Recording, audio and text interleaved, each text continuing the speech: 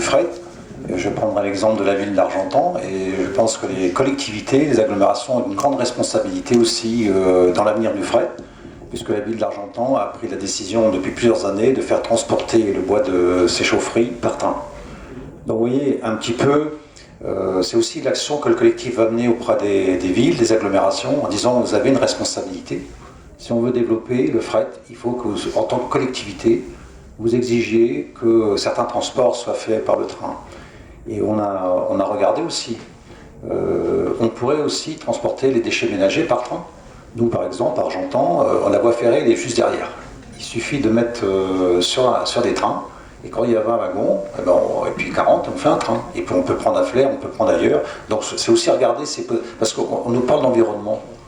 Alors on voit des camions, c'est marqué environnement. Ah bon, c'est pas mal, avec des camions. Donc si on veut avoir un cercle vertueux, on recycle le papier.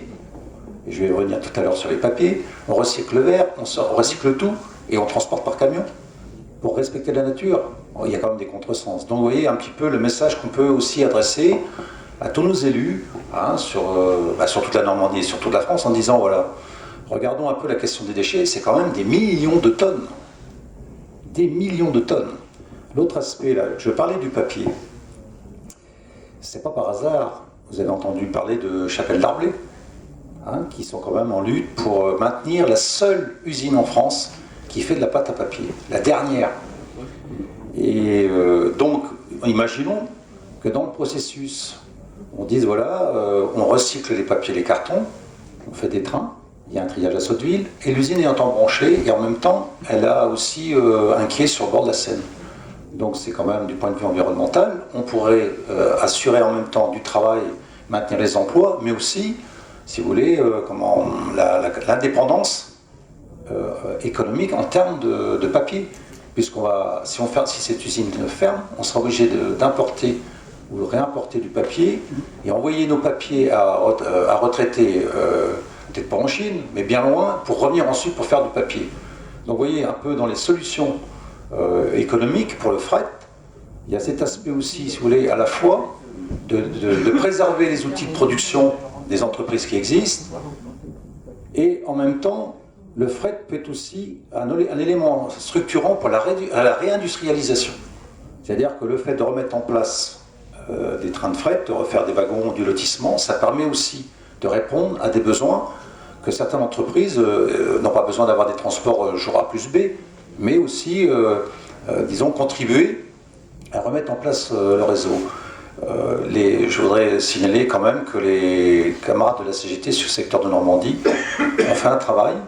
Ils ont recensé, et je pense que Christophe parlera un petit peu, de tout ce qu'ils ont recensé comme installations existantes qui pourraient continuer et profiter, si vous voulez, sur notre réseau. Il y a aussi, je pense que les camarades de Caen interviendront aussi pour parler de leurs projets sur ces questions-là. Mais vous voyez, il y a des potentialités qui ne sont pas à 10 ans ou à 15 ans, qui sont dans un proche immédiat. Et justement, pour venir sur Cantour, depuis 30 ans, on a toujours entendu dire que l'axe Cantour-Rouen-Cantour était l'itinéraire de contournement de Paris. Sauf que, les travaux d'électrification, il manque des maillons. Et si on avait électrifié, aujourd'hui, les trains pourraient partir, du nord de la France, faire le tour, descendre sur Lyon-Bordeaux. Mais voilà, il y a aussi cette question de modernisation du réseau. Donc il y a à peu près 250 km manquants.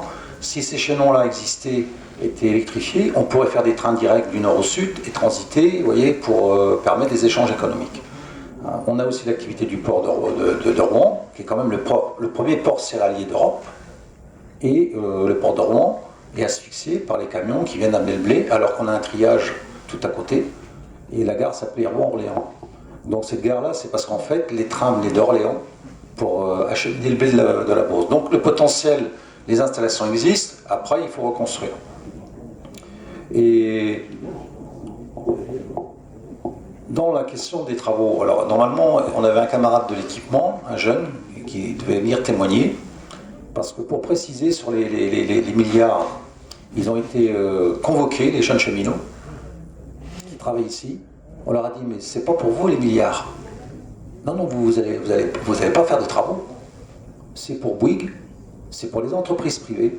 En fait, il faut réinjecter de l'argent dans les entreprises privées parce que il faut aussi que les entreprises privées fassent des profits, tout comme les concessions, vous savez, les partenariats publics-privés.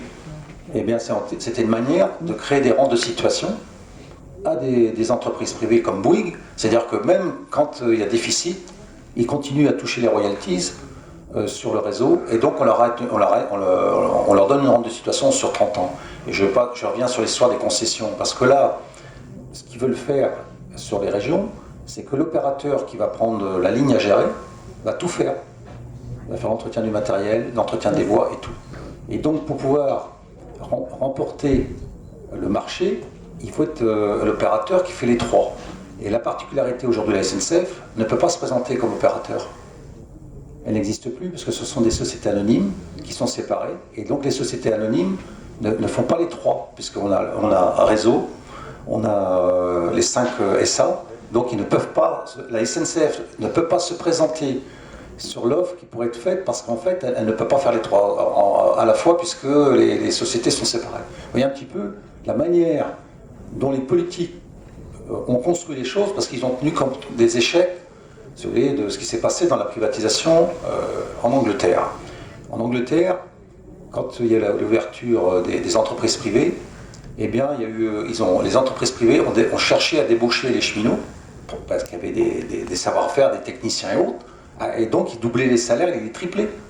Hein, les conducteurs, quand ils partaient, ils avaient une montée aux enchères, les contrôleurs, ils pouvaient gagner le double ou le triple, et ainsi de suite. Et par contre, nos politiques ont quand même tiré les conséquences de ces questions-là. Et bien, ce qu'ils ont prévu, c'est que là, en fait, les cheminots qui sont SNCF, si l'axe est privatisé, qu'il est confié à Transdev ou à Veolia, et ben, ils n'ont pas le choix. Ils ne vont pas se vendre. Soit ils acceptent d'aller travailler chez Veolia, soit ils sont licenciés. Donc vous voyez un petit peu le contexte. Comment voulez-vous que des gens qui se retrouvent à savoir, ils ne savent même pas quel est leur avenir, sachant que le statut n'existe plus. Et l'année passée, c'est aussi le problème qu'il y a actuellement dans l'entreprise, ils ont dit qu'ils étaient incapables de nous donner les sillons, les roulements et autres. Il y a eu 2500 emplois qui ont été supprimés. Et j'en profite pour dire que sur la Normandie, il y a 80 emplois au fret qui sont prévus être supprimés. C'est un plan de relance. Hein. On va supprimer des postes et on va supprimer 120 postes de conducteurs au fret pour relancer le fret. Hein. Vous voyez, c'est quand même comme ça que ça fonctionne. Hein. Et donc, l'année dernière, le fait que le statut a disparu, il y a 1500 jeunes cheminots qui ont démissionné. Donc on forme des techniciens, les gens sont formés plusieurs mois, donc il faut leur apprendre les métiers. Et puis comme il y a des salaires de misère, parce que je pense qu'il faut le dire, eh bien qu'est-ce qui se passe? Le jeune, il voit qu'il peut gagner 200 € de plus dans une boîte, comme il n'a plus de statut, et que le statut lui amène pas d'acquis sociaux, et quand on sait que bon, plus tard ça sera mieux, mais comme là on sait que plus tard ça n'existe pas, et qu'on peut être licencié, les gens s'en vont. Donc on se retrouve avec des gens qui quittent leur poste, et les services, et en fait il y a des dysfonctionnements partout. Sachant qu'entre eux maintenant, les entreprises étant séparées, ils ne se parlent plus. Moi j'ai connu un épisode à la gare à l'époque, parce que c'est la gestion par activité, il y avait les aiguilles de la gare et les aiguilles du dépôt. Et bien les gars de la gare, ils n'avaient plus le droit d'aller graisser les aiguilles du dépôt. Et moi j'étais à l'époque à Rouen, et comme ceux qui connaissent, les salles de la direction portent le nom d'Alphonse Allais. Il y en a une qui porte le nom d'Alphonse Allais. Et je dis si Alphonse Allais était là, il aurait quand même pu voir que le mur de l'imbécilité est difficilement franchissable dans la gare d'Argentan. Parce que, ah non, ça c'est pas nos aiguilles. Et si vous voulez, quand on regarde le film Les Navigators, qui nous paraissait quand même loin de nous, on y est. Voilà, c'est complètement ça. C'est-à-dire qu'en fait, on ne peut plus fonctionner. Ici, les gens ont fait grève plusieurs jours, parce qu'en fait, le gars qui fait les annonces, qui était sur le quai et tout, il voulait lui faire un bureau dans l'ancien buffet pour qu'il soit séparé de son collègue qui gérait le passage des trains. Vous voyez, c'est ça aussi notre entreprise, donc des millions de dépensés pour casser l'outil. Et ça, je crois qu'il faut bien comprendre l'effort qu'il va falloir fournir, le travail en commun, le projet, pour arriver en fait à retrouver une unicité dans l'entreprise. Parce que c'est ça aujourd'hui. Si on continue avec 5 sociétés anonymes, on ne va pas pouvoir reconstruire l'outil ferroviaire dont les citoyens ont besoin. C'est-à-dire reconstruire un service public entier pour satisfaire les exigences, si vous voulez, aussi bien des usagers. C'est toutes ces questions qui sont au cœur des enjeux des prochains mois, des prochaines années. Sinon, la SNCF n'existera plus. Et juste pour redonner la parole au public, il faut savoir que les entreprises ont été nationalisées en 1936. Ce n'était pas un projet politique, c'est parce qu'en fait, toutes les compagnies privées étaient en faillite. En 1938, pardon. Je rappelle que Veolia, quand il s'est lancé dans le fret, à un moment, il perd de l'argent. Et d'un seul coup, Veolia, terminé. Les conducteurs, tout, ils ferment. Vous voyez un petit peu pour comprendre. C'est pour ça que les opérateurs fret privés, là, on nous fait ça. Puis ils bouffent la cabane. Bah, il y en a. Et puis ça ne paye plus. Il n'y a pas assez de fric, il n'y a pas assez de rendement, il n'y a pas assez voilà, pour les actionnaires. Et bien on ferme, comme on ferme les usines. Ça veut dire que demain, le sort, si vous voulez, du transport ferroviaire, aussi bien pour les voyageurs que pour le fret, peut être pendu à des décisions, disons, d'ordre économique pour satisfaire les exigences des actionnaires. Ça veut dire que demain, on ne peut plus ne pas avoir de train parce que l'opérateur privé a décidé de mettre la clé sous la porte. Et depuis, je crois qu'il y en a combien qui ont mis la porte 4, 5 et qu'on fait faillite. On a 5 entreprises de transport fret qui ont fait faillite. Hein.